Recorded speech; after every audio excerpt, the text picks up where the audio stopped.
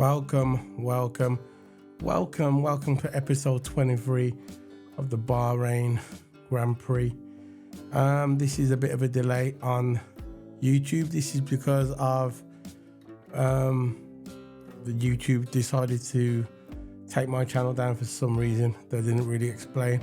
And my co-Q's, my partner in crime, TOTO Hammer's channel. So what we're doing, pre-recording it, and then we're just going to throw it up on YouTube when our YouTube channels are reinstated. So I'm going to bring in my co-Q's, my partner in crime. This is TOTO. Abba. Big up, TOTO. Yeah, big up, man. How's it going, TOTO? Yeah, it's going good. Turn you down It's a going good. It's been go. just suffering off this cold, man. I just hope starting to feel better, but feeling so far so good at the moment. Yep. So what we're going to do, we're going to have a quick video. We're going to bring it in now. It's not going to be a long video. We're just going to talk about Red Bull and their dominance at Bahrain again. Not by 20 seconds this time. No, not by, I think it was 10 seconds last year by his partner, his teammate. But this year it is 20 seconds. So we're going to get into that. It's going to be a quick review, preview, whatever. Not preview, quick review. And we're just going to talk about it. So, tell me what you think of the Bahrain Grand Prix, and was there any surprises?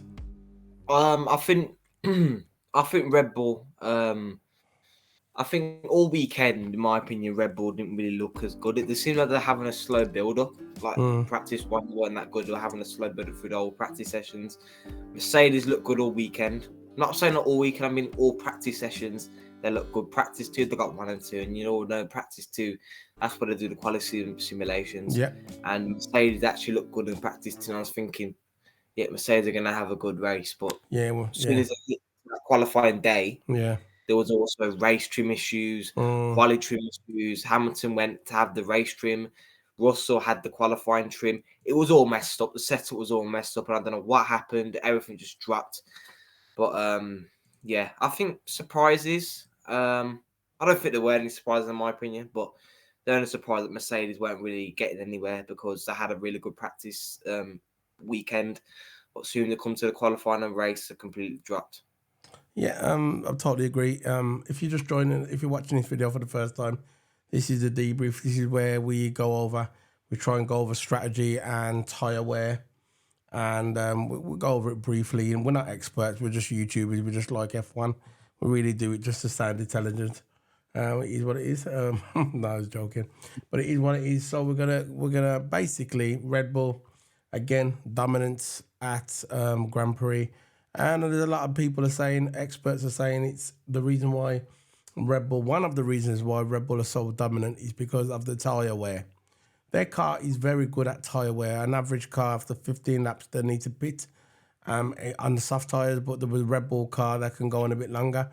That goes to how the car was designed by Adrian Newey. But the line of the weekend is when they asked the Top Gear guy, they said to him, who do you think's going to win the race? And he goes, Adrian Newey. And that just sums up what everybody's thinking, what everybody knows about Formula One. It's Adrian Newey that he's winning the races because he's an expert at design. He's an expert of the ground effect cars. He done a thesis on the ground effect cars when he was younger. So he's the guy who knows everything about Formula One regarding the ground effect cars. And this is the reason why Max Verstappen is dominating in this era. And it's the tyre wear, brilliant tyre wear by Red Bull. They were the last to pit tomorrow, if I can remember. But their tyre wear is absolutely brilliant. Even when they came into pit, the tyres look fine. And when you see the average car coming to the pits, then you know that they needed changing. But with Red Bull, the tyre wear is absolutely spot on. So what do you think of the tyre wear?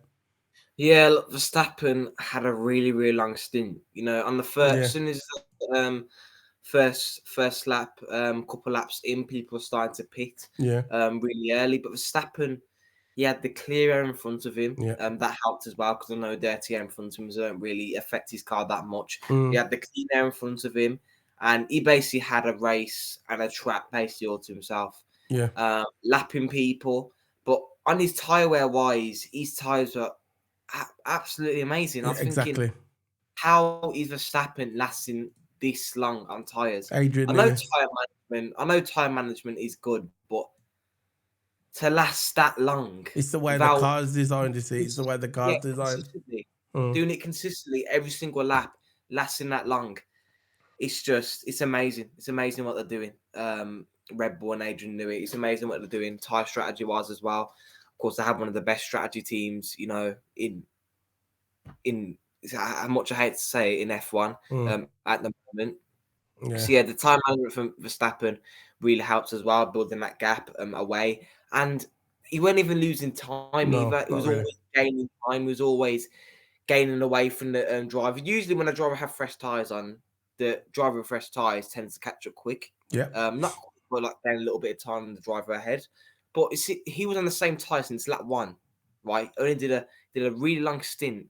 Went onto the soft tyres towards the end and won the race. It was really good time management. That's what I'm saying. This is what I mean. It's the tyre wear. That's one of the main reasons why Red Bull are dominating, because they're very good on tyres. And not a lot of people is talking about this. There is a few people I saw on Spaces. I've heard a few people on Spaces, not saw. I heard a few people on Spaces talking about these tyres, but it's not really a big thing that you don't really hear the commentators or the so-called F1 experts talking about it. But for me, I think it's the tyres. Going back to them briefly, quickly before we leave, we're going to go back to the Max Verstappen and now the situation with Lewis Hamilton and Mercedes. Mercedes, basically after the qualifying, Lewis said he went one way, and regarding the setup, and George Russell went the other way. But when they asked George Russell after, he said, as far as he knows, they had the same setup. So I don't know what to take from that. But apart from that, Mercedes wasn't really that good. But look, a lot of people are saying just give up on Mercedes, forget it, it's all over, give the title to Max Verstappen. I tend to give people a little bit more time than that. I'm not going to judge people on the first race. I'm going to see how it goes. Maybe 6-7 races in. There's a lot more upgrades to come. There's different circuits coming, like this weekend now we've got Jeddah. And we'll see how it goes, okay? Because that's a completely different surfaces. It's more flat surface. We'll see how it goes. But I'll judge maybe after Shanghai.